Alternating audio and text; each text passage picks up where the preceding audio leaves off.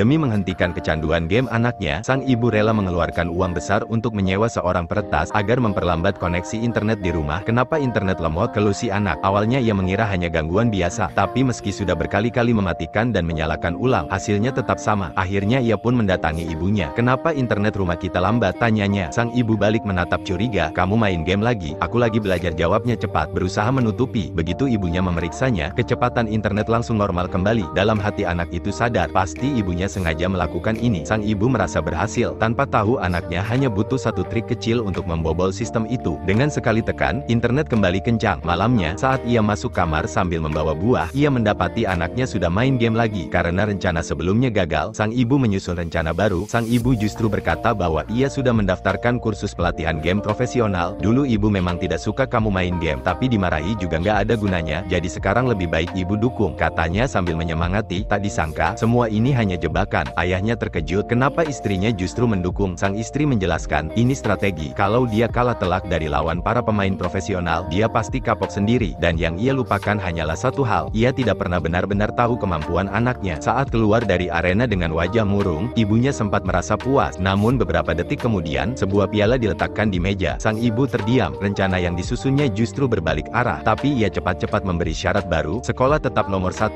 kalau mau ikut perlombaan lagi, harus ranking pertama. Si anak langsung menolak, syarat itu tidak masuk akal baginya. Merasa dijebak sejak awal, ia kembali larut dalam game. Sayangnya, kali ini ia ketahuan, ponsel dan laptopnya pun disita. Setelah semalaman merenung, ia kabur dari sekolah dan berjalan di tepi sungai, merasa kosong dan sendirian. Melihat seorang ibu bermain bersama anaknya, kenangan masa kecil pun terlintas. Saat ibunya masih penuh kasih, sebelum semua berubah, tak lama, ibunya dipanggil ke sekolah. Saat ditanya alasan bolos, si anak menjawab lantang, semua pemberitahuan sekolah dikirim lewat aplikasi. Kalau ponselku disita, gimana aku tahu? Ibunya sempat mengira itu alasan semata, tapi setelah diperiksa, ternyata benar. Akhirnya ponsel dikembalikan dengan syarat, ia harus belajar sungguh-sungguh. Sekilas hubungan mereka tampak membaik. Namun di hari pementasan sekolah, kursi milik ibunya kosong. Ibunya masih sibuk rapat, dan baru teringat ketika acara sudah setengah jalan. Meski buru-buru, semuanya sudah berakhir saat ia tiba, menatap panggung yang kosong. Sang ibu merasa bersalah. Bagi anak itu, yang lebih menakutkan dari kemarahan ibunya adalah rasa sepi. Sejak pindah ke luar negeri, ia tak punya teman. Gamelah yang akhirnya mempertemukannya dengan orang-orang baru. Ia menemukan sedikit kebahagiaan di sana. Sebelum ibunya kembali marah besar dan menuduhnya hanya membuang waktu, teman-teman pun menjauh, meninggalkannya sendiri lagi. Pada akhirnya, hanya dunia maya yang bisa menampung perasaannya. Ia tidak benar-benar kecanduan game, ia hanya kecanduan perhatian yang tak lagi ia temukan di rumah.